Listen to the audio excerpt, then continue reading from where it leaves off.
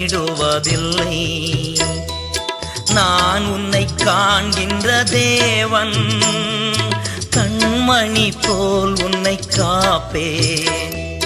நான் உன்னை காண்கின்ற தேவன், கண்மணி போல் உன்னை காப்பேன்.